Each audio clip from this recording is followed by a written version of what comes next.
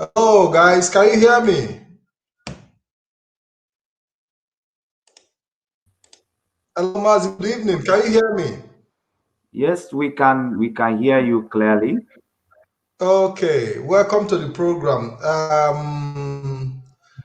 I people are saying the sound is not good. No voice, no sound. Very, very strange. Yes, that's I things can't, that needed to be ratified at the moment. You So need okay, to ratify it, then we come back, okay, ratify. okay, okay. We'll be back. Let's go back to the music we were playing before. We'll be back.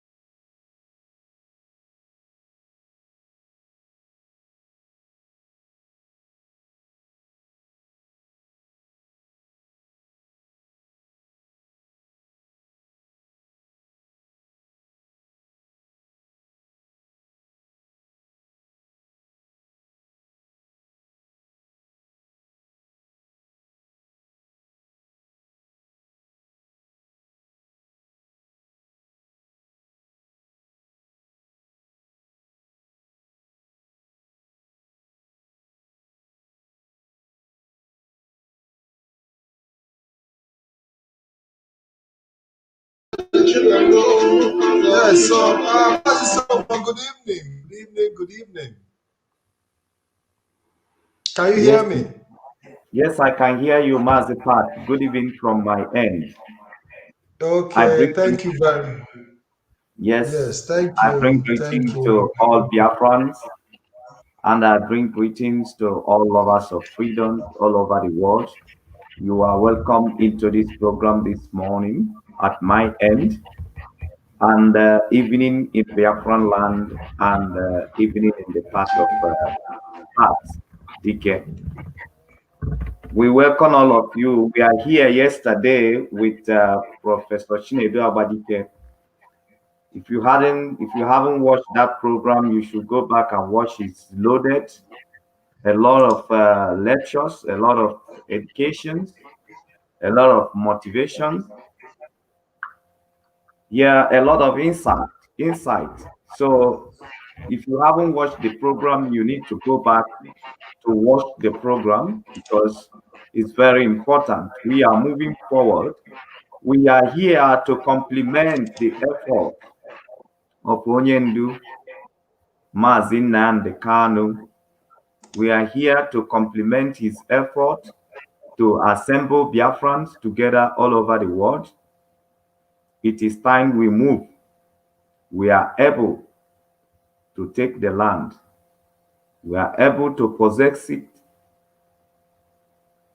We are able to take our land and make sure that we advance her economic values. We are ready to take the land and restore our culture and our economic value. It is time for Biafran land to bubble. It is time for us to prove that the land belongs to us, and it is time for us to cultivate the land and create wealth in our villages and towns. So I encourage people to share this program today. Share this program. Engineer Innocent is here. Engineer Fred Richard is here. So please share this program. It is another day. It's another day. It's another day. Another day. So please share the program. Is interesting today. What we will be doing this morning is very interesting. What we will be doing this morning. Please share the program and join us quickly. Yeah, Mazi Solomon is morning on your end, but it's evening on our end. Most of us. And as a result of technical issues, Mazi Innocent might not be joining us live, but he has to join us via a telephone for today. So we'll be putting him on call, so he'll be able to introduce himself while we wait for our brother Engineer Fred, who would also be joining us in a couple of minutes, hopefully. Mazi Solomon, we've come up, we've rolled out a series of programs, and we've been able to, and we have a lot of people, showing interest in human development. The people want to come into the training, they want to be part of what we are doing in terms of benefiting. What advice do you have to tell our people viewing us right now? Meanwhile, I would like them to share this program. Can they please share? Mazi, tell them to share this program, please. I've already said it, Mazi, that they need to share the program. Very important. You don't need to be selfish. You need to share the program so that everybody will be a beneficiary to this edition. Please share the program. Share the program. We are talking about creating wealth and empowering our people, creating wealth in our villages, empowering our people, and also advancing our economic values. As to regard to the questions that Mazipat threw to me, what we are trying to establish here is making our people to understand the opportunities that are lie there in our villages, in our town, in our land. The greeny pastures that people are running here and there to seek for is lie there in our villages, and we need to activate it. We need to activate it. We need to activate it. We need to, you need to realize the importantness of cultivating our land. Ndị Igbo si na agbala aka na-aza ana, ndị jiji anako.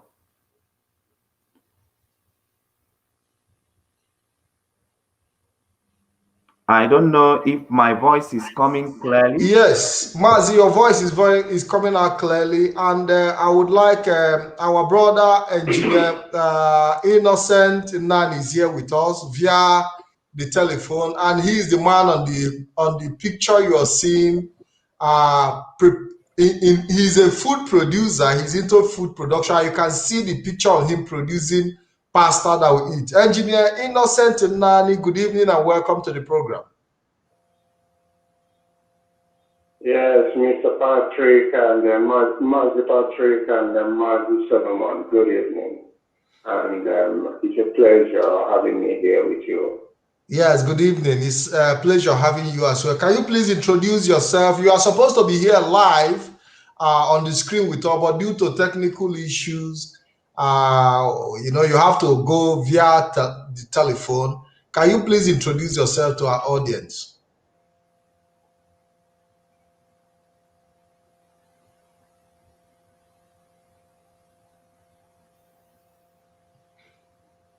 Can you hear me?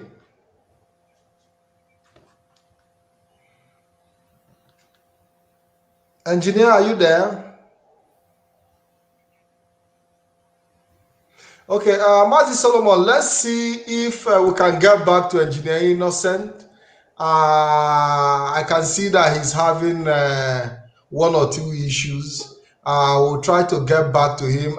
We are happy to also welcome Engineer Fred Richards, who have just joined us live on the program.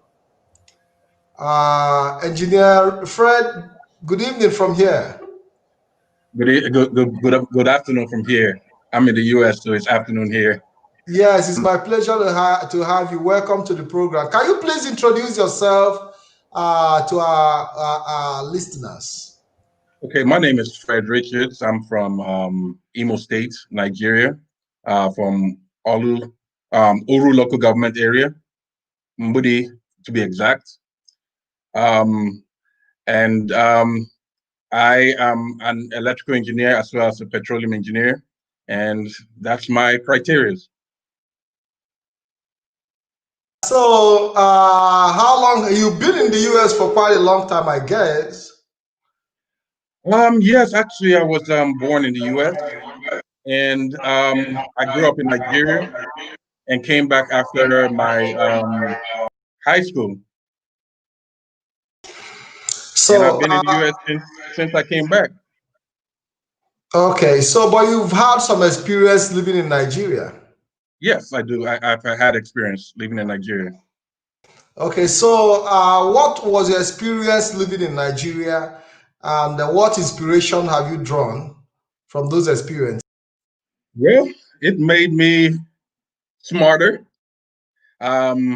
Living through the hard times that are in Nigeria, I think I grew a little wiser, because when you're living in a condition that um, nothing is fed to you, you have to grow up in getting things on your own.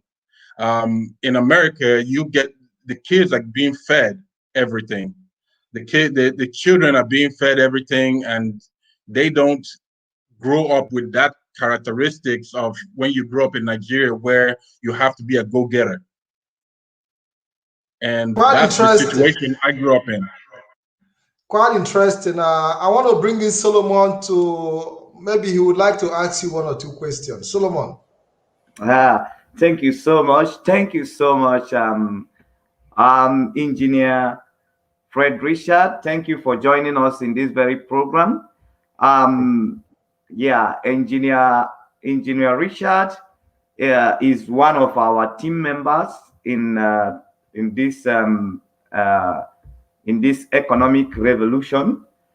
Now, I come across Engineer Richard since 2017, and we have been working together in this economic team, and he has been advising and advocating as to regard to electricity and what it takes to drive some cottage industries in our land, as we know the situation of Nigeria right now, that one of the challenges they have also is steady electricity.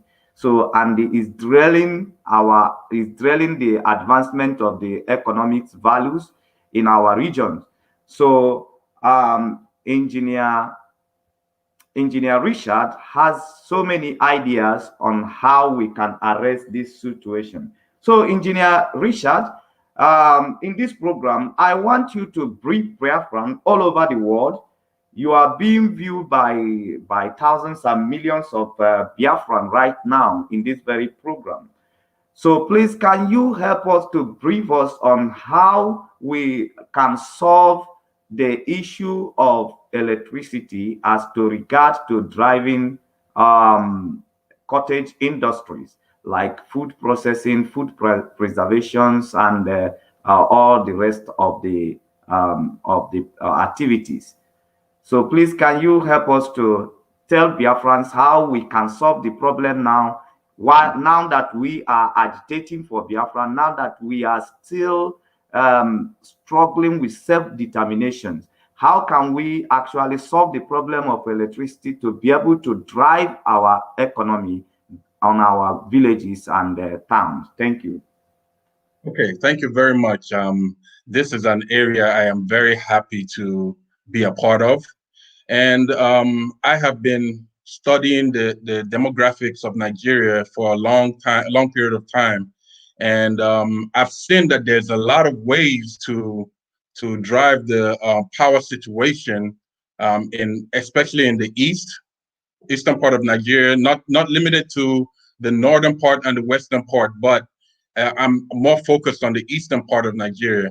And I've seen that there's a lot of um, potentials for the eastern part of Nigeria, but mostly I see that in energy production, if you have a situation where you have where your energy situation is sustainable, then you have a good energy system in that region. With the eastern part of Nigeria, the most valuable resource that we have, everybody thinks it's oil. Everybody thinks it's the natural resources that we find in the ground. But the most valuable resource that we have is our waterways. And these waterways have been established mostly by the tributaries that are coming off of River Niger and other rivers that are in our location. Some rivers, to tell you, is they come out, they spring from the ground. And like in the US here, they value their waterways. They value in Texas where I live, they value their waters, um, and they use it for any power production. I travel through the forests of the Texas and Louisiana here where I live, and every time I pass through a small river, I see a dam. It's not. It's they have many dams going down their riverways, and they are using that for power production. To with to comparing Texas to the eastern part of Nigeria, I see that there are way more waterways in the eastern part of Nigeria than here in Texas. But still, they value their rivers and waterways. Um, and I say that is our most valuable resource to produce electricity in the East. Now, there are many ways to use those rivers and waterways. I remember growing up in Moody. I didn't grow up too much in Moody, but behind my father's hotel, there was a river called Minnewanka, and that river has been flowing out of the ground for a long period of time. And when I come here to the US and tell the Caucasians that our waters come out of the ground, they get surprised because theirs just flow down from ice melting in the north and flowing down straight through their land. So they think that it's mostly the ice that is melting that produces rivers. But for us in that part of the country, we see where waters come straight out of the ground and form rivers. And like the Minnewanka behind my father's hotel, it formed a canal. So there are many things you can do with that river on its own. That river, if that river can produce a lot of power for that community on its own. There are many ways you can create water, use that free flowing water. And that's why I say when you have a sustainable source, then you have something that can be used for a long period of time. And water is a very sustainable source. It's a free flowing energy that's flowing downhill. And I see that river behind my father's hotel as a very valuable source because you can build whirlpool turbines on several whirlpool turbines going down that river, channeling the water outside of the river into a turbine and causing the water to spin the turbines and flow that water back into the river again and go back downstream and create another whirlpool turbine coming out and spinning other turbines. If you place several different turbines down the river, not obstructing where people go and swim and where people live their life, where people fish, it's not gonna obstruct your fishing, your life, it's not going to obstruct the fishing because you can block out the fish from going through the turbines and let them flow straight down the waterways. Now, these turbines are capable of, each turbine are capable of powering up to 60 homes. They're capable of producing about 100 kilowatts of power. And this 100 kilowatt is capable of producing electricity for about 60 homes. And if you are talking about industries, you can use several turbines to power big industries in that region. And this is just talking about one river, and one river that is just flowing out of the ground. But when you come to the tributaries coming out from the River Niger and flowing down, those are more powerful source of free-flowing water. Now, think about how many turbines you can put on all these rivers, and it seems like the rivers are flowing through each community in the east. Now, another thing with these rivers is that they create a canal on both sides, and in the middle is the lowest part of that river and flowing down. So you can actually block off the water and create several mini dams on it. So creating dams is more expensive than creating water turbine, but still they produce more energy. They produce more power than the whirlpool turbines. So I see a lot of potential in using our waters that flow in our area. Thank you, Engineer Fred. As Solomon have given you his question, I want to ask you my own question as regard to how the Eastern region can benefit from the agricultural sector, taking advantage of the resources in terms of the waters and the dam and all that. Can you give us, a clear picture of what we have to benefit in The agricultural sector. Yes. Can you come again with that question? Yeah, I'm talking about how the Eastern region, which is the Biafra land, can benefit from the agricultural sector, taking advantage of all these resources you've mentioned here. Okay, the agricultural sector can benefit from these from the resources I've put out here by using those resources to provide water 24/7 to the farmlands.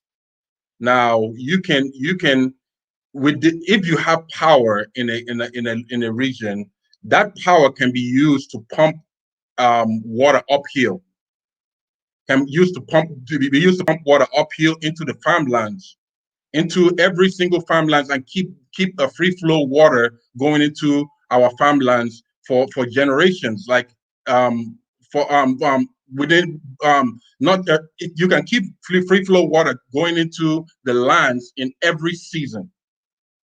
Not only planting in the rainy season, and when you come to the Harmattan season, then there's no water flowing into the land. You can actually benefit by pumping that water system, using the electricity you produce to pump water system uphill into the farmlands and keep it drenched throughout the year. And that's the way I can see that we can use that system to benefit our agricultural systems. Thank you so much. Thank you so much, Engineer Richard. Yeah, for that explosive knowledge that you have already laid out.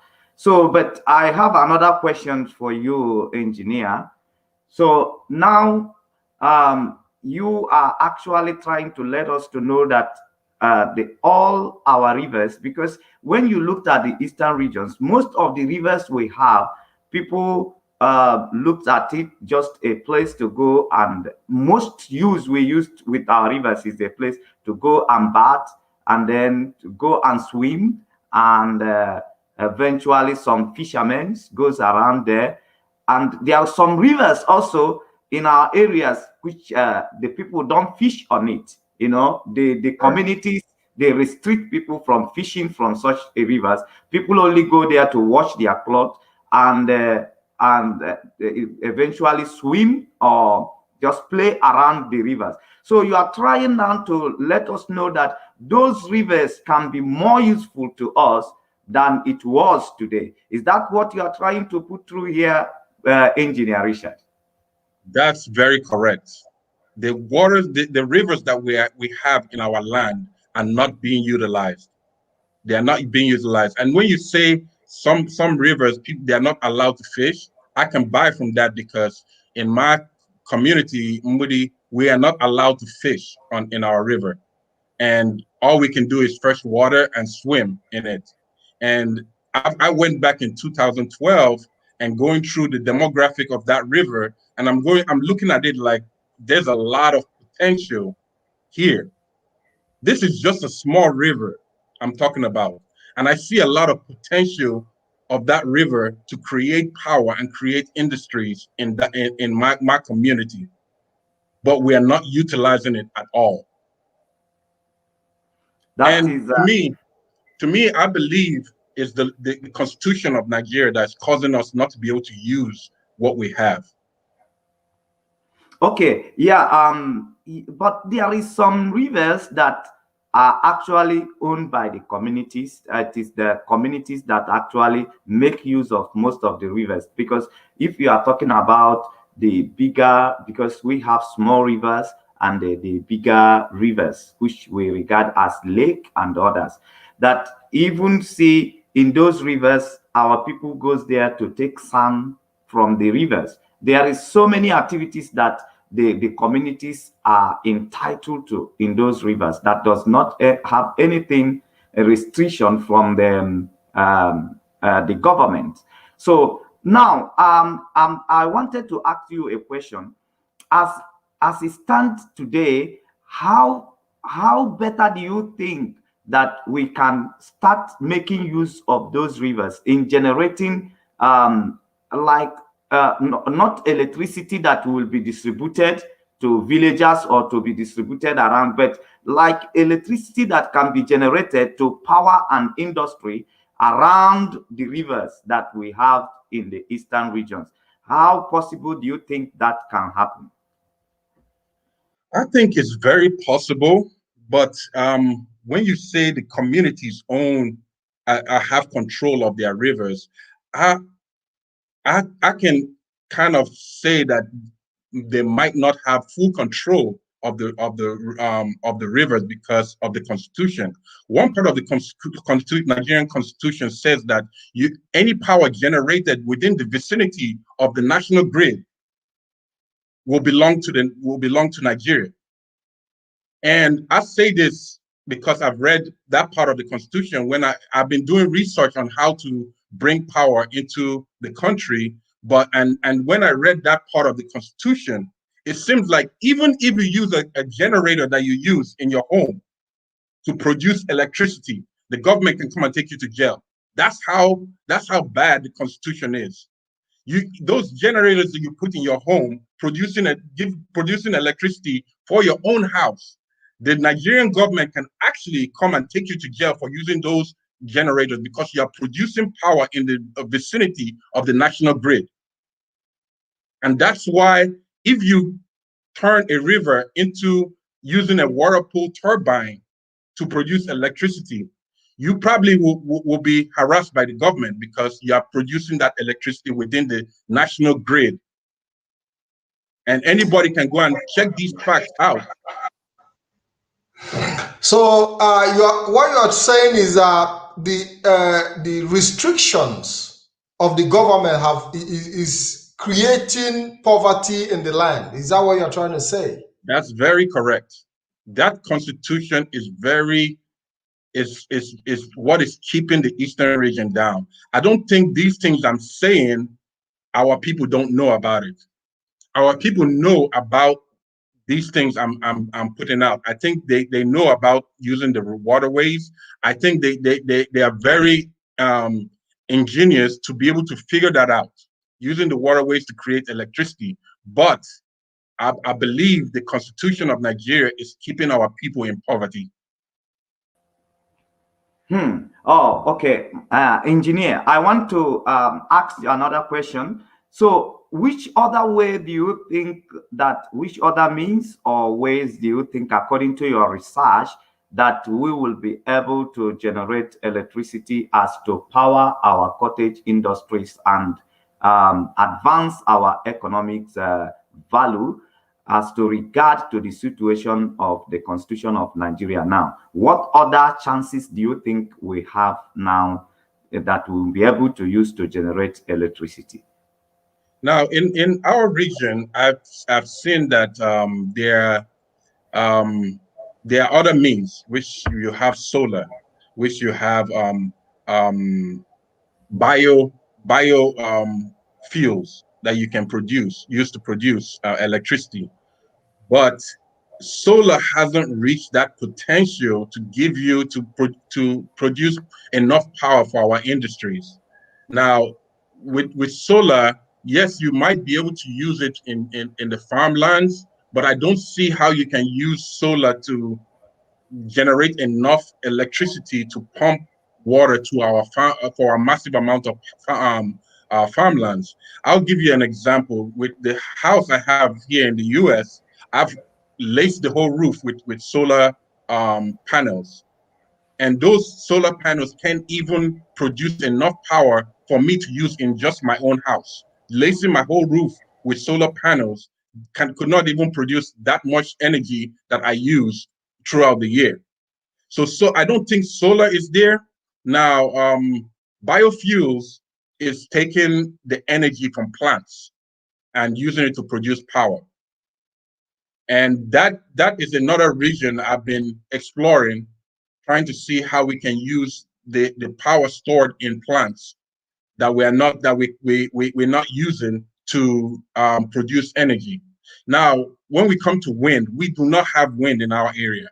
The wind system, the wind flowing through our region has no power at all. The only place in the south that has small power to turn a wind turbine is in Lagos, somewhere in Lagos. I did some research recently, about 2 years ago, and that was the place I found that there was enough wind energy to turn a turbine was somewhere in Lagos, and that's about it. Most of the power sources now, you have to start looking into coal and petroleum and gas, but that's not where we are trying to. We are trying to go through to the renewable energy section, because the government have control of all these the coal, the petroleum and gas. Now, if you are going through the renewable section, it's mostly going to be biofuels or hydro. And hydro is one of the ones we have in most abundance. Yeah, Engineer Fred. So, having looked at the restrictions we are being placed by the Nigerian system, and as you know, we are all fighting to free ourselves from these restrictions. We are working very hard to see how we can restore Biafra, to be able to harness the potentials that we have, which we cannot do under this present Nigerian system. Are you saying that we can actually boycott, this system by going into renewable energy that have no restrictions in the Constitution? I'm not saying that, because, like I stated, in that section of the Constitution, it states any power produced within the vicinity of the national grid. It doesn't matter if it's renewable or non-renewable. As long as you're producing power in that in the vicinity of the national grid, you are restricted. Unless you can find somewhere in Nigeria that the national grid is not flowing through, it's not passing through to produce power, then you're not going to be restricted. But as long as the national grid passes through that area, you cannot produce electricity on your own. Okay, so now, Engineer Richard, this is your profession, and you have been doing research in this in this area for a very long time. Now, and you are also highly concerned about the poverty, the level of poverty and the poor economy in our areas, while we have much things to do and we have much economic value, but yet we are not able to activate those economic values based that the Constitution of Nigeria is fraudulent, and so many things we have found in the exclusive list of the Constitution of Nigeria, which is making the indigenous people's life frustrating, making their life very hell. So now, what opportunity do you think that we can focus our research on now in the eastern regions as to regards to electricity? You have talked about so many things, but I want you to come back to focus on what do you think that our research should be right now on how to provide electricity to drive our cottage industries in the eastern region, because we have a lot of cottage industry that needed to be active in our regions right now, but due to this lack of electricity, you discover that those activities were not activated and we are lacking behind. So what area do you think that something needs to be done now, having seen how we have assembled ourselves together under self-determinations? Okay, with such an achievement, what do you think that we need to do now as to solve the problem of electricity and move forward? To me, from my research and everything I've done to try to bring about the economic emancipation of our region, is that we need to get our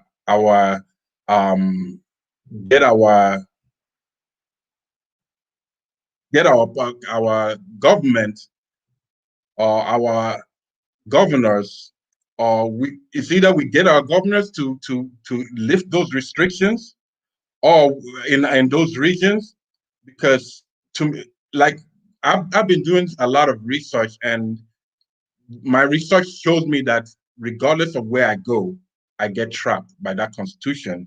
And with that constitution in place, we cannot move anywhere. And that's why I stopped 2 years ago doing more research and started more of trying to find out how we can bypass that those restrictions put on us. But nevertheless, to say is that if we have a means to produce that electricity in our regions, we run through the means of going and getting licenses to start the process. If we build a turbine, they're going to link it to the national grid. And the government has the chance of saying, nope, I'm going to use that power for another part of the country. And that's the problem we are having right now. I've looked through the Nigerian, the reason why I stopped doing research a year ago is because I looked through the capacity that they have in Nigeria already.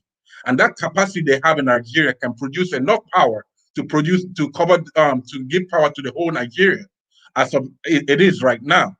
But they're not using the full functionality of the Nigerian power system. They're not functioning those power systems at full capacity, and that's why they're not producing power. And I think it's done. The government is doing it. They're doing it that way to restrict people from developing. So my research is still in this area of how we can bypass those restrictions, and I'm still working on that area. So, Engineer Richard, thank you very much. You've given us a lot of insights to a lot of things that people do not know, because when you go to Nigeria today, you have limited power supply. Sometimes for weeks, people do not even have electricity in their homes. And the cost of alternative electricity generation is so high that it's unaffordable, like the solar system as we speak right now. At least if the government cannot produce electricity to the capacity that can give people the sufficient energy they need to power their homes, then they should be able to subsidize other areas like the solar system to give people the strength to be able to do this independently. But when you look at the sector like alternatives like the renewable energies and all that, the cost is very high.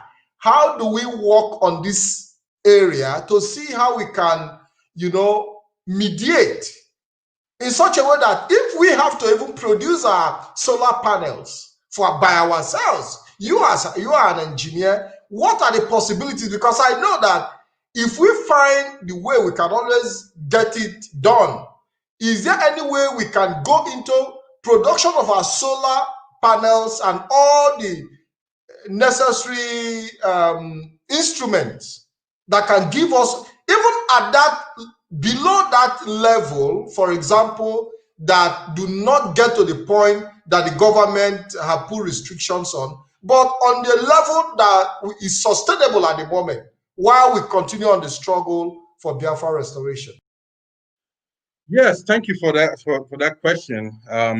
Yes, there is ways that we can produce our own solar panels ourselves, and try and our PVs ourselves. We can actually do that, and produce power to sustain our agricultural system. But and I believe that we have the capacity to produce those panels ourselves. That is the most cost effective method to start right now, because you can actually produce these panels. We can actually come together and produce these panels that are less costly than any other means of power generation. But we'll have to produce it in large numbers and build solar farms all over the place. Now, with the solar energy, I've lived in the north in Maiduguri before, and I think there's more solar energy in that part of the region than our region. There are more times in our region that we do not have the sun out than the north. Solar energy we can use that, but it's not an efficient method to produce power 24/7 to sustain our industries.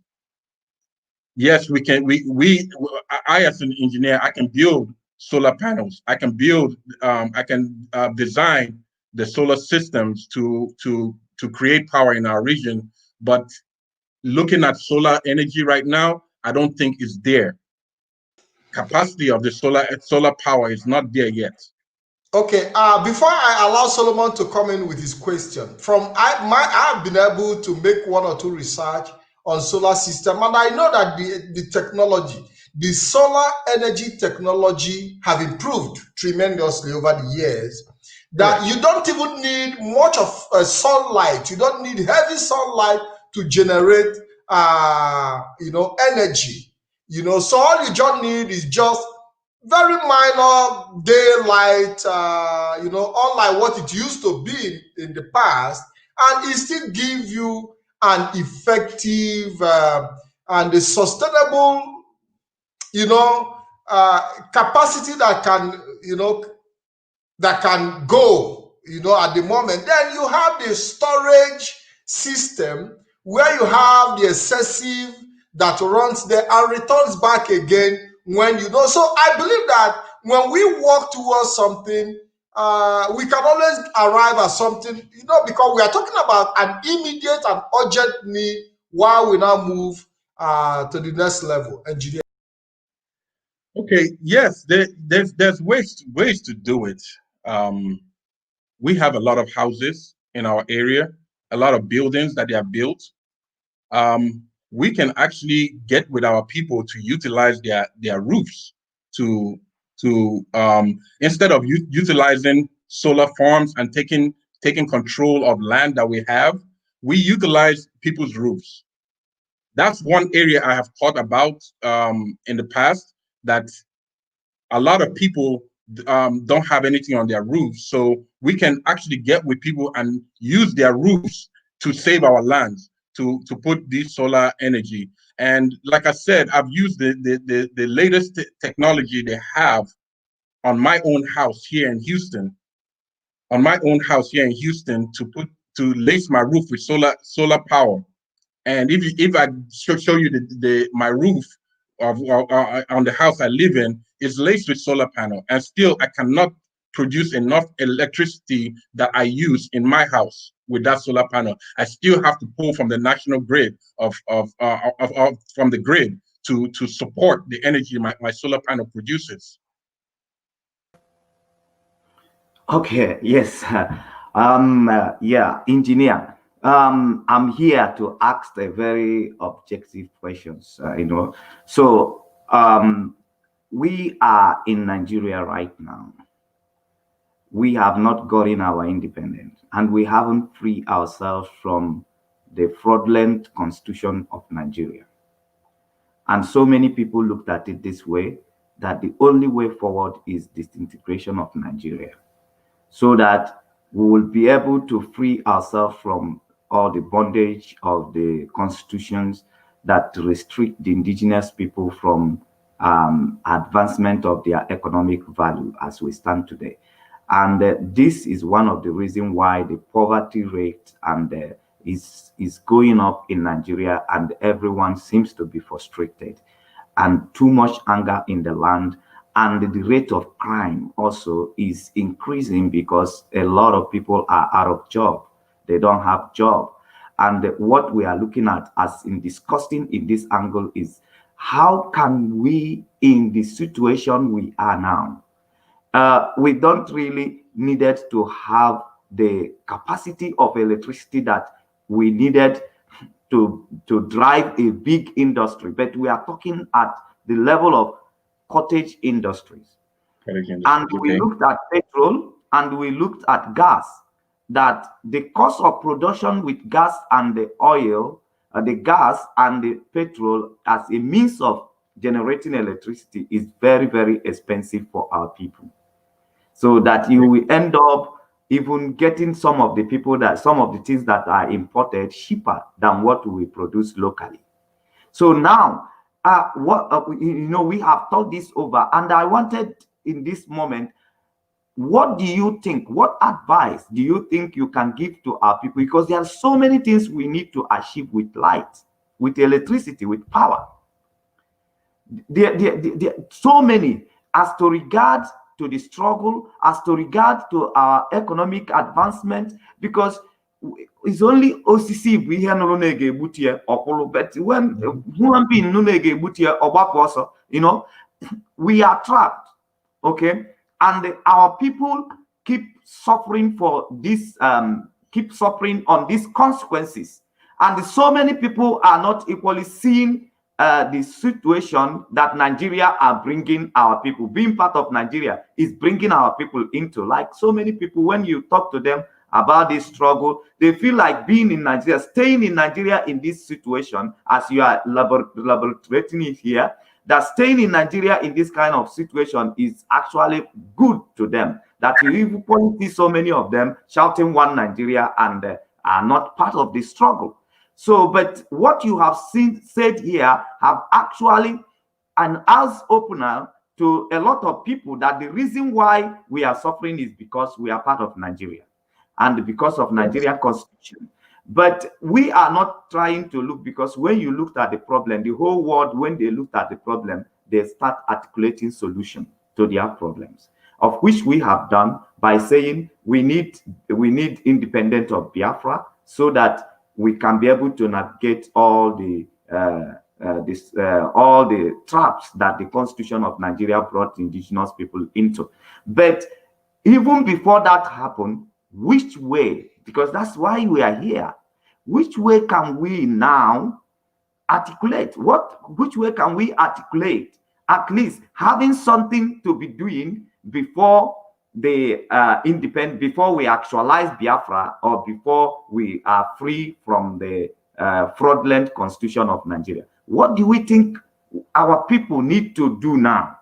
What do you think? Or have we come to the point of hopelessness that we are expecting our conditions to be worse than it is today, and there is no escape at all? Is that what you are trying to project, or is there any possible means of what our people can be doing now as we are in the struggle, waiting for restoration of Biafra? Thank you, man.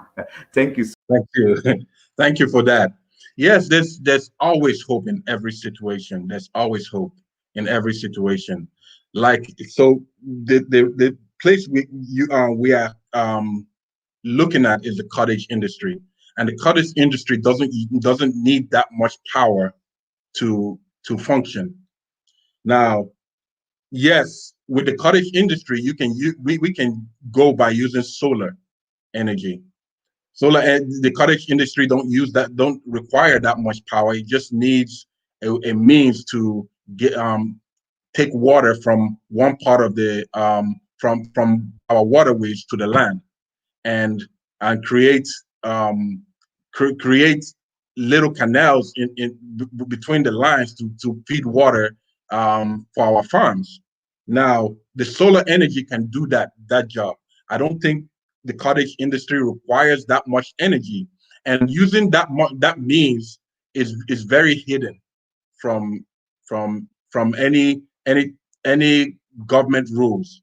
Solar energy, anybody can take a solar panel and put on their house and produce power for themselves, which means we can use that means to guide our cottage industries. Now, that is the one way I can see that we can move forward with in the cottage industries. But now, with industries that require a lot of power, we have to find other means. But the cottage industry, we can use solar to produce enough power to generate a power generated to produce in our cottage and agricultural industries. Thank you very much, Engineer Fred. You've given us a very strong debate, and you've been able to prove that everything is possible. And you've also proved that Biafrans have great potentials all over the world. I want to see, yes, I want to see how I can bring in Engineer Innocent. I want to see how I can use. So you just hang on, Engineer Fred. Let me see if I can bring in Engineer Innocent via the telephone, who will be speaking with us. Engineer Innocent, are you there? Yeah, just by phone. I can hear you from phone. Yeah. Okay. I don't know, Mazi Solomon. Can you hear him? Yes, I am hearing him. Yes, it's sounding clear, very, very clear. Very beautiful. Engineer Innocent is having technical issues with his system, so he cannot join us live. So he's joining us via the telephone. And I believe that through the phone, he can introduce himself and will be returning back when he must have sorted himself out with the technical issues some other time. Maybe by next week, hopefully, we are going to fix that appointment. Now, Engineer Innocent, can you please introduce yourself to Biafrans? Everybody is listening.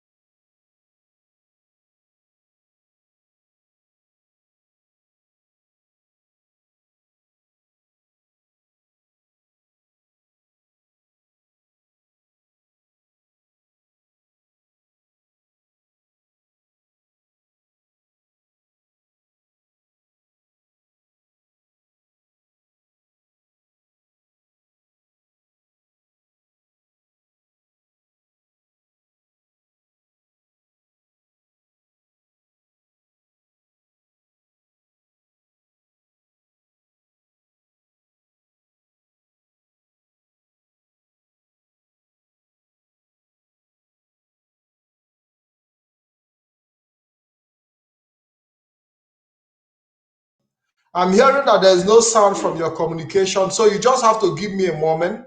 Let me see how I can sort that out. Mazi Solomon, did you say there is no sound coming from Engineer Innocent? Yeah, there was no sound. We can't hear him. But yeah, he can speak now. We will hear him. But when Okay. you Oh, okay. Now I think I understand what the problem is. I think I understand absolutely what the problem is, and I'm going to fix that. Okay. Thank you very much. So, Engineer Innocent, go. Can we reschedule this? No, go ahead. Go ahead. Go ahead. Engineer Innocent, go ahead. Can you reschedule it, please, for me? Okay. Engineer Innocent, go ahead. Now I understand what the problem is. I understand. I needed to stay live so that you can transmit from my end, but unfortunately, I left the screen, and that is the reason you are being cut off. You know. So, but you can go ahead and make your contribution. Go ahead. No, excuse me. Can you? I need to get myself in that now, please. Sorry. Can you cut it off? I'll reschedule it for me. Okay, please. Okay, definitely. Thank you very much, Engineer Innocent. Engineer Innocent prefers to be live with us. He's not feeling comfortable. He doesn't think people are getting the point. You know, so what we are going to do is that we are going to fix it for possibly next week, and we're going to choose a date. And if it will also require Engineer Richard coming back again, because I want the two of them to interact. Mazi Solomon, I want Engineer Richard and Engineer Innocent to interact, you know, so that we can, because Engineer Innocent is an agricultural expert like Professor Chinedu Abodike. Now, I want to see how we can create this synergy, you know, on how the two of them can give us a clearer picture of utilizing, yes. Pat, can I say something? I think you need to bring back Engineer Richard, because we still have more questions for Engineer Richard. Engineer Richard, you're here. Thank you so much. Thank you very much. Richard, yeah, I would like you to brief us, like, what capacity of electricity do you think, the maximum do you think that solar energy can provide?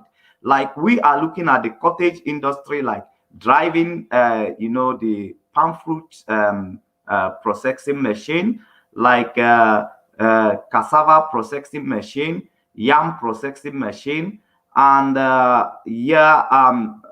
like running a dryer that actually can dry the fish, and whole lot of them just in a small scale. So now, if you can be able to tell us the capacity, the maximum capacity that solar energy can be able to get. Okay, we are looking at also driving a rice mill, rice milling machines. You know, there is in every industry, there is the smallest part of it, there is the medium part of it, and there is the bigger factory that you can recommend. So we are looking at the small cottage industries that can be, that we can be able to use to extract the kind of how can I put it? Because our people are putting too much power to produce most of the farm, to be able to get to some of the farm produce. So we are trying to reduce this manpower by throwing out or by driving our small cottage industry, so that we will have less of human power adding to the to getting things done, so that it can relieve our people to do more, so it can help our people to produce more and to do more and to get more of the farm produce available for the use for our people. So on what capacity do you think, the highest maximum capacity do you think as an engineer that we can get from solar energy panel? Okay, I have the highest each panel can produce is 400 watts at this time of power. And now what I do is I can't really estimate how much you need to be able to run a cottage industry, because like the work I do is when a company gives me all the system, all the machines they run in that factory, I take account of all the power they need and then provide them with the capacity of I provide them with the capacity they need. So when I say that one solar panel, the maximum as it has gone to is one solar panel can produce 400 watts of power. Now I will need on on your end to tell me what systems are you running in order for me to tell you how many solar panels we need to put together in order to run that efficiently. And that's why at this point, like I can't just throw out a number to you to tell you that this is what you need. This is how much we can produce, because we can put together so many solar panels in series and give you the power that you need. But I need to know what the capacity you're going to be running in order for me to tell you how many panels we can put together for you to run the system. Okay, so like the maximum, what are the maximum that, okay, you can say that solar energy can go? The maximum, just answer me the maximum you think. The maximum is 400 watts per panel. 400 watts for a panel. Yes. So, okay. So in a situation where we have 100 panel, so we'll be looking at what capacity? If you have 100 panels? Yes. Okay.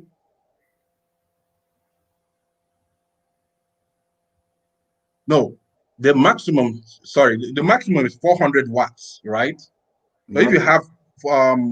if you have 100 panels, now you're looking about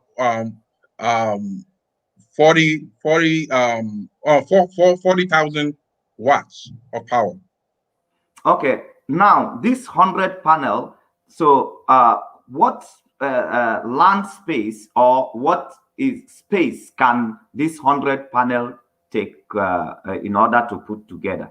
So when putting together this, or what is the space, I'm trying to say the space that this 100 panel can occupy if you are to put them together. Okay, so each panel is about 3 feet by 3 by 2.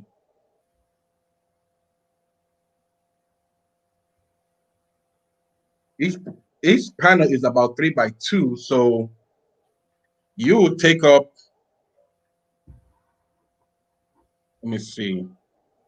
Let me do the calculation and see how much space. Yeah, we are here with you. We want to get knowledge because we want to actually have the sense of what it will take. Just like the Bible says, before a man build a house, you must take the estimate of the cost of the house. So we are looking at the cost of building this solar energy to drive our cottage industries. Then you have to think about the space it can take. Space, exactly. Yeah, it can take, because I know that things about solar energy is about space, because you need to spread the solar board. So so like generating up to, imagine up to 4,000 watts together into 100. So what are the largest space it can take to be installed? Okay. Up to 1 hectare of land, because here we see in some farms here where they are using their solar energy, they don't actually spread it on the building alone on top of the roof. Sometimes also it being spread on a land where on a land to generate, if there is no building, because some of our farm land there is no much roof around there. So we can actually looking at generating up to certain capacity, we take a space of so land as to install it. So that is Yeah. the estimate I'm looking at. So if we are looking at generating up to 100, 4,000 watts up to 100 portion, how many space can it take? How much space can it take as to install the panel? Yeah, that I can give you a calculation on the amount of space you are looking at to take up with these panels, because each panel is a 3x2 range, is a 3 feet by 2 feet wide panel.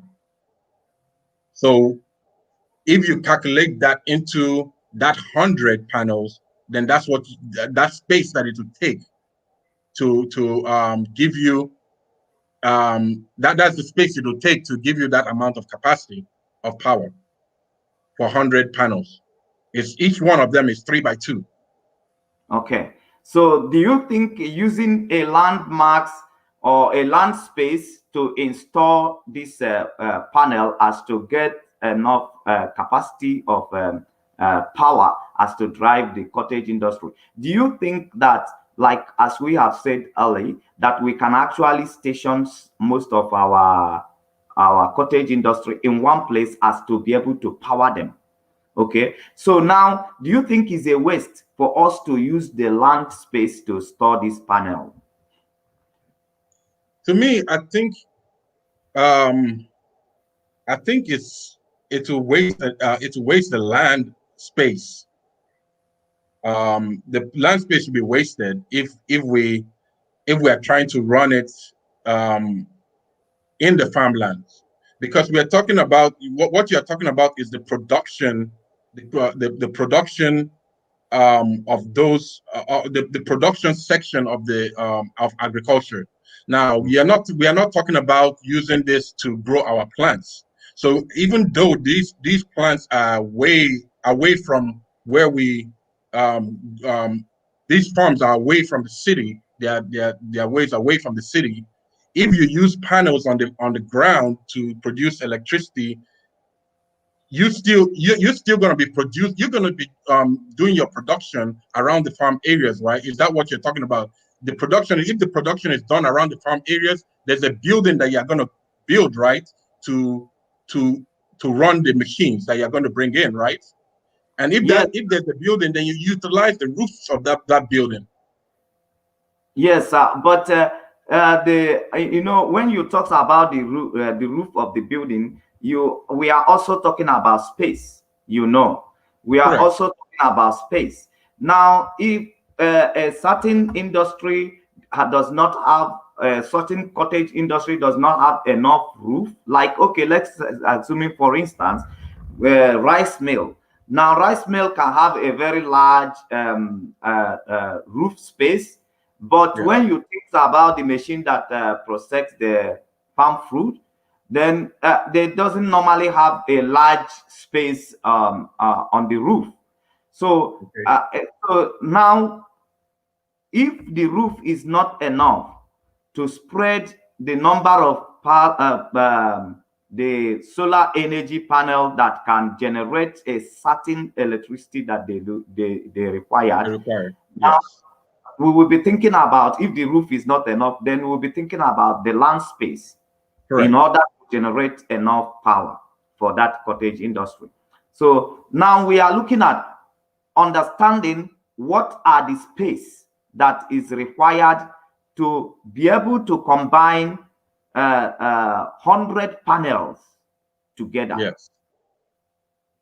Now, is there a way that it can be done that other people you can borrow people's roof, and at the same time you connect the whole panel together, despite that the roof are different, they are from different houses?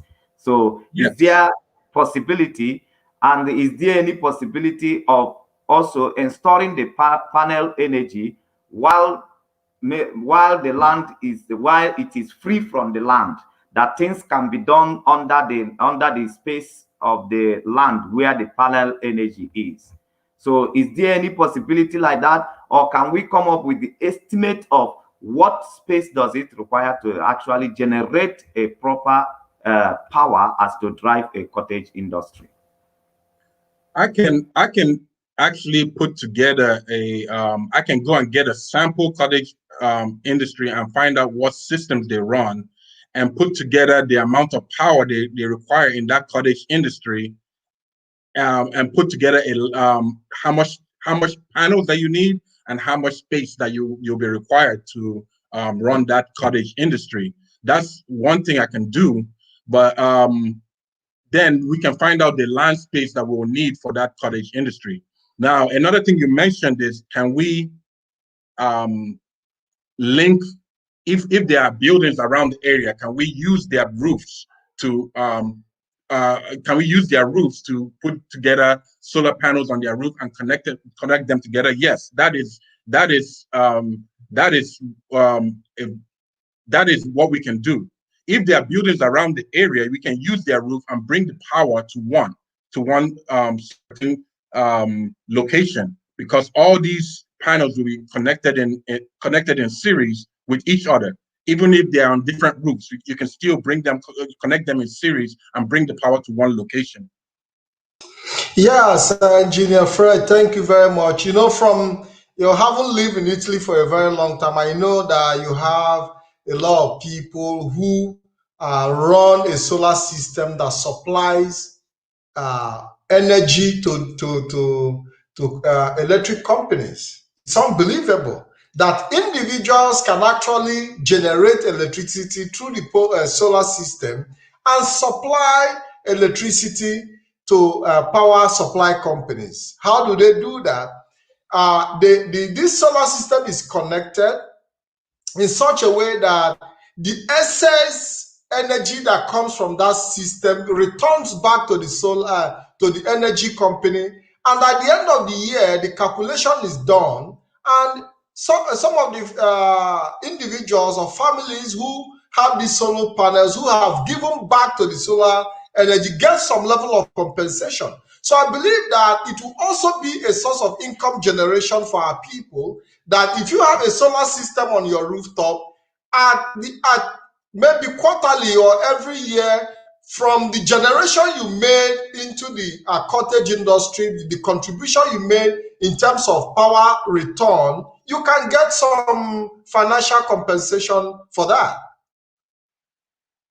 That is absolutely correct, because a lot of the solar companies right now are connecting the solar panels that are producing electricity for individual to the grid itself, and they are not even using a storage medium in these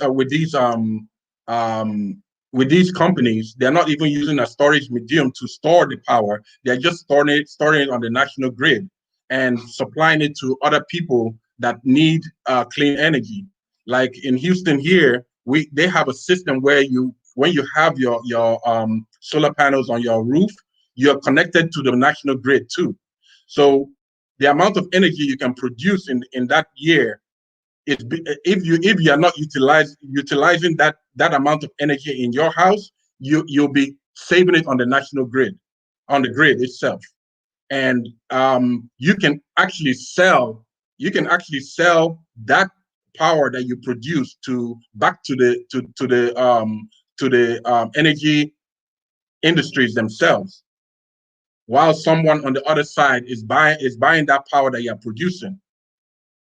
So you're absolutely correct. These methods we can use in our homeland to connect solar panels on different people's building to that industry, that cottage industry, without utilizing the land space that we don't have. That is fantastic. Thank you so much, Engineer Fred Richard. That means there is hope for us in this time that we are. So we are coming back to this very program with you. And some of our questions that you are not able to answer today, you go, I believe, within the time you will make the calculation properly. Oh yes, I will. Thank you so much. So yes, I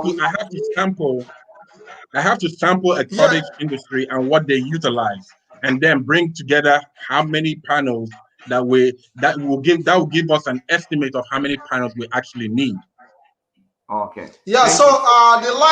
the lines will soon be open because Biafrans would like to ask one or two questions. And Engineer Richard, we want to see if we are going to receive some calls. The number on the screen is 0 + 393881779665. Is a WhatsApp call. You can also call directly to ask Engineer Richard any question.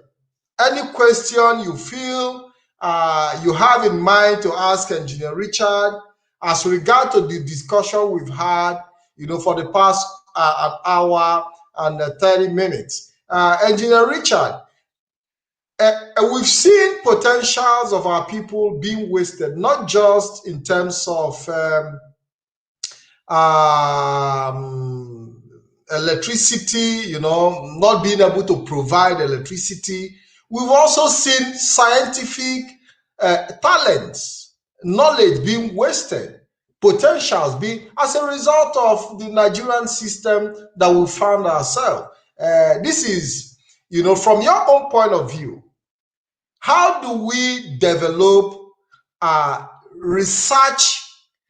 Because I know you are a researcher.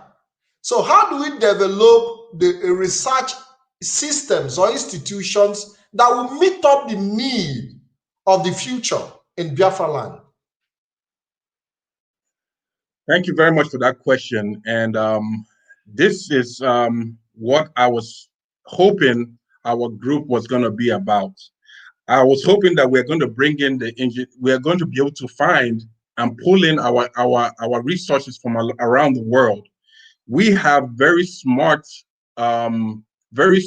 engineers out there. We have very smart doctors out there. We have very smart in every field. We have the people out there that can grow our economy, and that is the biggest power we have. Just in Houston, right here, I have a lot of friends that are engineers in different works of engineering, and they are on top of their companies out there. They are top people in their companies that if we bring together our power of knowledge throughout the world, we can make a better place in our land.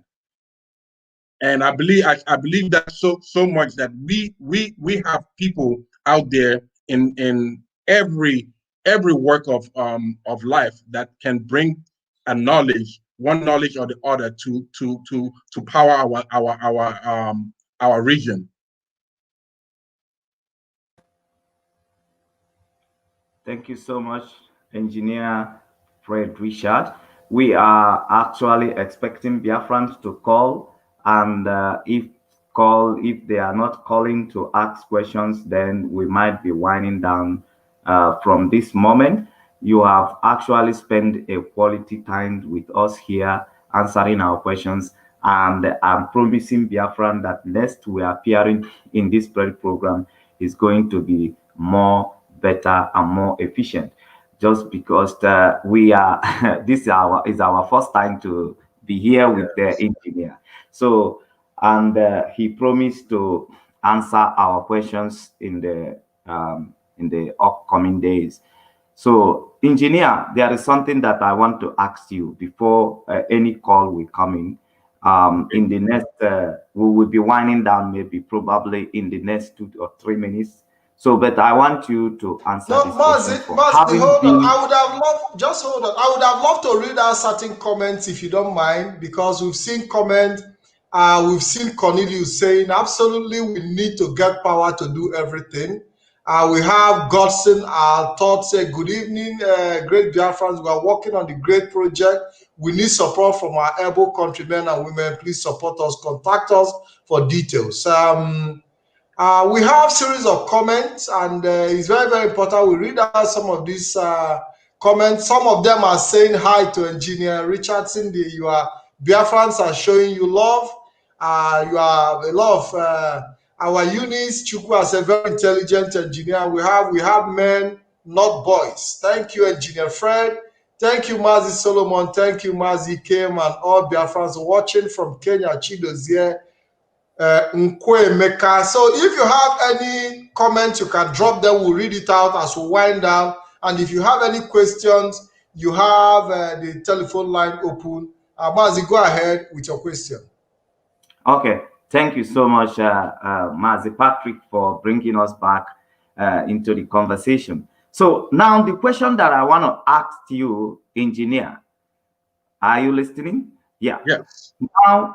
Now, engineer, like we ourselves in Biafran land now, what are you thinking to be a way forward for our economic advancement? What have you articulated that it could be in your own area of expertise? What do you articulate right now that could be our way forward to our economic advancement? And what do you think that it stands to be a barrier to those advancements? Thank you, engineer. Thank you very much.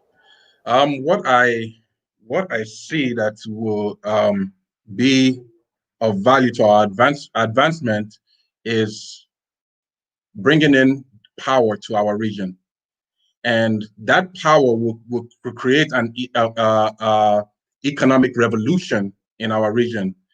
What is keeping us down in our region at this moment is that we do not have enough power to power our economy in that region, and we must fight to get a means to produce enough to generate enough power that will cause an industrial revolution in our area.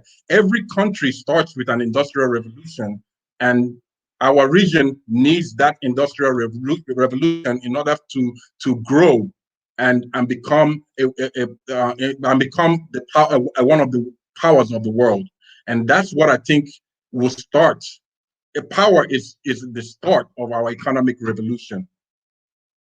And Thank you very let me much. go ahead and say this is that another thing is that I've been in touch with Mazi Abodike, and his line 2 is one of a great means to power our economy. He has started something that is very unique in our region in the agricultural sector, and that is a boost to that is one of the very powerful regions that we need to focus on, and we need to follow what Mazi Abodike is doing we need to find supporters, we need to find investors that will support his line of work to bring us an economic revolution. I really believe in what he's doing, and our people need to be alerted to that too. Thank you. Thank you very much, Engineer Richard. Mazi Abodike have been here on few occasions. He's been a guest, and he has also enlightened Biafrans on what he's doing on the ground, and Biafrans are interested in what he's doing. A lot of people are calling in. Many people want to go take his training, and I believe that we have already started on the right path, because we needed a platform like this to be able to call attention of our people, activate the mind of our people, to start understanding that agriculture is the key to everything. Agriculture is the key to everything we are going to be in the future. And I can tell you that a lot of people understand this factor, that without agriculture, there is no way a people can survive, and, haven't had the experience of disappointment because of the lack of infrastructural investment. People haven't seen the need to go into agriculture full time. But one thing I can assure is that as the time goes on, we'll continue to articulate the best way forward to take advantage of the agriculture and make the best of what we can, at least in this generation. And I believe that as Biafra is, the struggle continues for Biafra restoration, we should also use this opportunity to set the template of what Biafra is going to look like, because we cannot just sit by idly and be hoping that Biafra will come. And if eventually tomorrow morning the Nigerian government stands up and says, okay, take your Biafra and go, you see, we're going to find ourselves in a dire situation. So it's very, very important we start putting the structures that we need on the ground. And I'm happy that you're here to enlighten our people, and I can also promise that you'll be coming back some other time to do more in enlightening our people, to see the importance of the energy generation to enhance agriculture. Mazi Solomon, I want to bring you in to interfere on what I've just said. That is fine, good. Engineer, sorry, we have sat you here for, for a while. I hope you enjoyed it, because I know the love you have. Love it. I love it. I know the love you have for your people is unmeasurable. You are ready to do anything to life of your people. Thank you so much, engineer. Somebody is asking from the comment, says, how long does it take to install panel of a 400, maybe probably 4,000 watts, as you mentioned, 4,000 watts capacity? How long? Say it is he or she asking to know how long does it take to install this panel? If it's just the installation, it'll take 1 day. Now, it's not a complicated system that takes several weeks or several months. It's just installing that amount of panels will take 1 day. It just depends on the manpower that you utilize. If it's just one person, that one person might take 3 days to install 4,000 panels, depending on the amount of hours they work. It's not a complicated system if the panels are already built. Now, to manufacture it is another thing in question. How long it'll take to manufacture it if you have everything in there, everything you need. Now, if you have if it's just to assemble the panels together, it will take probably assembling the panel assembly. It doesn't take that much time either. But to manufacture those parts that we need, it is either we are getting it from the manufacturing industry and assembling ourselves, or we're getting it fully assembled. Now, the fully assembled one doesn't take time to put together at the location you need it to be. It doesn't take long. Engineer, I want to ask you again, what does it take for we in the eastern regions, we in Biafran land, to be able to do manufacture our own solar panel energy instead of imported one? What does it take for us to get our own? Okay, thank you for that question. For right now, we don't mine the natural resources of our area, so we have to buy the pieces. We have to still go about importing the pieces that we need and assemble it in our area. That's the most economical way to do it at this time. We import each piece of the puzzle and assemble it in our own area. Because if you don't, you'll have to manufacture each of those pieces, and you need the resources that to manufacture it in our area. And that's the best question. That's the best answer I will have for you at this time.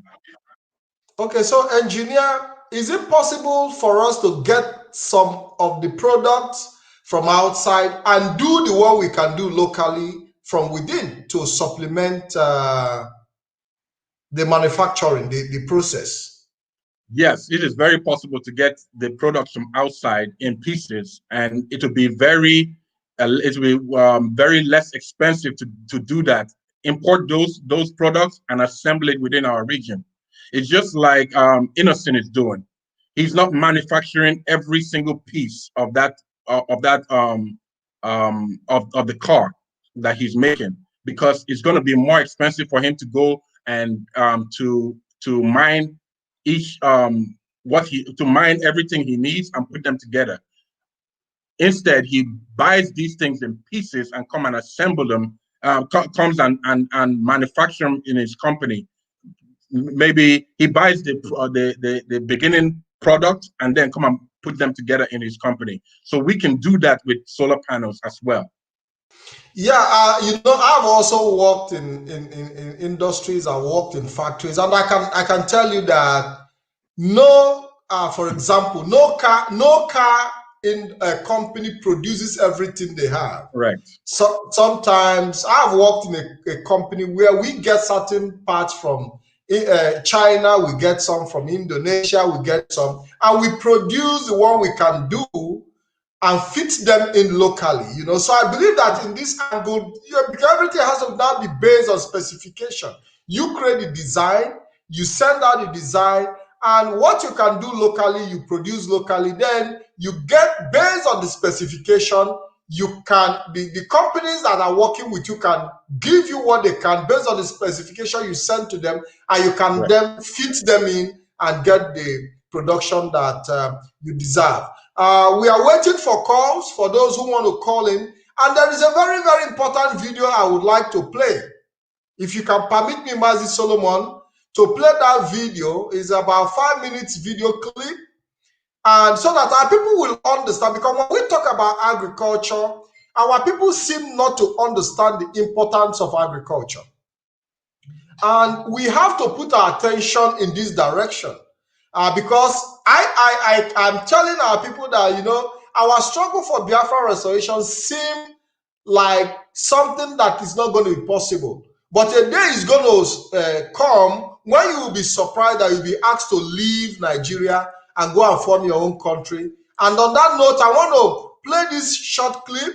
And when I play this short clip, we see inspiration we can draw from it and analyze it before we leave. Engineer, I hope you'll be holding on.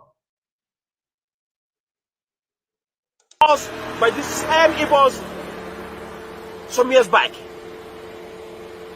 We want a peaceful coexistence as Nigerians. That is our quest. But they don't want it. It's okay. Allow them to have their nation. What is so bad in it? The houses we have just last week took our position as northern youths. You could see how formidable the zone is. You could see that we are thinking we have vast agricultural land where we can earn a living. Fertile land. Look at it. All over this. Greener pasture, green area. Fertility. We can have our structures. We can have our farm. You, looking at me, have you been to Tunisia? What about Indonesia? What about Morocco? What about India? Have you forgot what agriculture is all about? It's the bedrock of humanity. You can live a life without a car, without the prey to drive it, but you cannot live a complete 24-hour day without a meal. That defines the foundation of humanity. Food, agriculture. We can be on our own. And so good, interestingly, the people around the shore of the country, the Yorubas, are not saying that they want to go. It's the Igbos that they want to go. So also be it. Igbos, bye-bye, you can go. But please, if you are going, go peacefully. Do not cause any trouble in this country. We don't want any fight. We don't want any war. We believe whatever you think is your own contribution to this country. No matter how little at the foundation we can suffer, we're going to get over it over time. Wherever you live in this country, be it Lagos, be it Kano, I know you know that there is not any kind of business that ordinarily is only today an Igbo person that is doing that.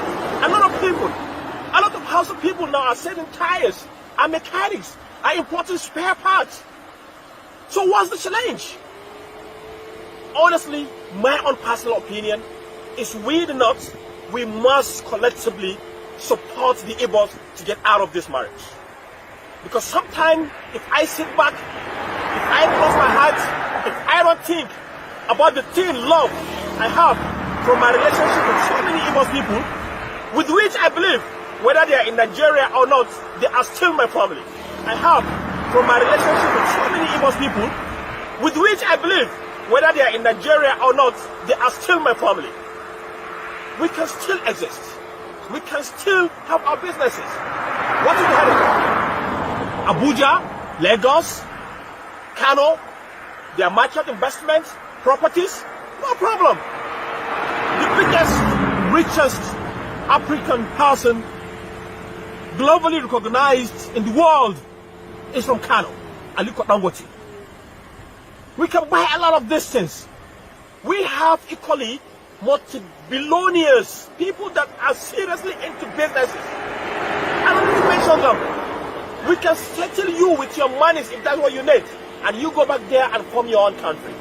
But my speech and my call is you should not lead us to war. We don't want to go no war.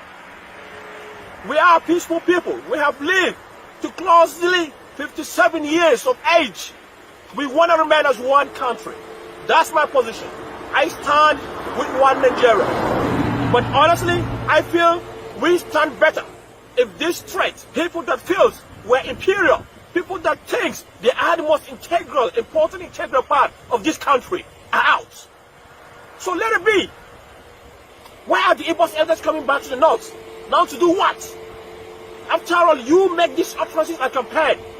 Internationally, you insulted the integrity of this country. Your governor supported you, and the northern youths are not taking the position, and the northern governors are insulting them. What a confusion! Where are we? Who are these even northern governors representing? If you are representing us, we are the country and we are the youth. You cannot represent us in spending our own treasury. Meanwhile, you even represent us in our own home. Because this is my personal decision. This is every other's personal decision. What do we think? There's no ground for any headache or long English discussion on the table. There's no need of any referendum in this country. We have discussed more than enough. All we need to do is let's go of this marriage. I want to believe that the part of the southern part of this country that believe they still want to be Nigeria, together with the North, can still make a more formidable status. As long as that love, respect is there. That is my position. So nobody should be telling the Biafrans should not get their own country as a people. To me, I feel even though it's not their right to seek for that, because they don't know, most likely I don't know how to define it for them, let them do.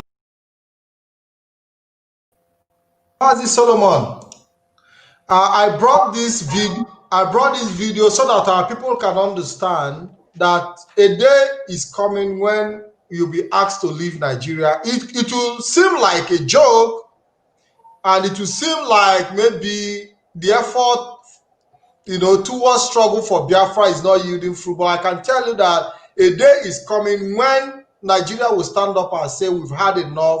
It is time for the Biafrans to go. And if you haven't set the structure on the ground, it's going to be harmful. Mazi Solomon, give us your thought to start winding out before we go to Engineer Richard.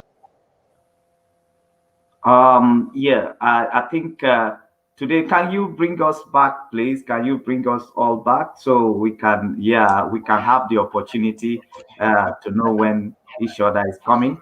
So I think based on what this program is meant to, I'm strictly on the reason for this very program. So regarding this very program today, we intended bringing engineer here and Engineer Innocent and the Engineer Richard to educate our people, because these are the men that we are actually relying on. We are relying on their researches.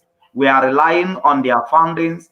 If we talk of Biafra, we talk of our men who actually has acquired some knowledge and are busy making some necessary research as to regard to advancement of our people. So that's why Richard is here today to tell us things based on a professional background. And we do appreciate him so much because he's a man that loves his people. He's a man that can do anything as to regard to the love of his people. So I appreciate him so much. But I still have range of questions which I felt like is not convenient to ask today to engineer. So we like Engineer Richard to go back and prepare, because Biafrans are going to come with more questions. We are looking at what are you guys who are actually carrying engineer, doctorate degree, professorate degree. You know, we brought Professor Chinedu Abadike last time, and he was able to educate Biafrans. So we can be proud that people who has this title of professors, they are working for us. They are working something out. So we cannot be hoping on hopelessness. Now we also brought you here today who has engineer behind you. So what is our engineer doing? So you are able to show to Biafrans that Biafran engineers, they are to work, they are articulating, they are not resting their brain, they are thinking about the problem of their people and the way out of it. And we are here to bring more professionals to talk to us. So Biafran will begin to understand that our professionals, they are on the ground, they are working very hard to see how we can navigate ourselves out of this situation that we find ourselves in Nigeria, as we are still in the struggle of self-determination. So our people are working. So I do too much appreciate all Biafran all over the world who came into this program and who are listening to Engineer Richard. And we are not able to bring Engineer Innocent into the program due to technical problem, but we promise that next time all of them will be ready. We'll be able to make sure that they are all ready to appear in the program, because we want Biafran to hear what is happening and how we can be able to take ourselves out of the problem. And we also wanted people who are still jumping up for One Nigeria to also understand the problem that One Nigeria is bringing them into. Is terrible. It's terrible. When we said you are trapped, so you understand how trapped are you. You can generate electricity, you can advance the economic of your people, but for Nigeria, for being in Nigeria, things we are not working. So we are able to address this problem. And next, when Engineer Richard is coming here, is going to tell us more of the way out of the situation we find ourselves here. On this note, my name remains Solomon Peter. Thank you so much for being part of this program. Thank you very much. Yeah, so engineer, give us your take. Yeah, sorry, I came on here with on a short notice. I was contacted and asked to come on the show, and it was a very short notice. But anytime I'm called, I'll be there. Anytime my people need me, I'll be there to respond, because we do need this freedom. And when I first learned that we need this freedom, is when I started looking into why our people are not progressing. Why are we not creating our own power sources, our own power source to run our industries in our region? And when I started going deeper and deeper into it, that's when I discovered that we are trapped as a people in our own country. And if you do not do your research to find that these things out yourself, you'll stay as a one Nigerianist and not want to break out of that country. The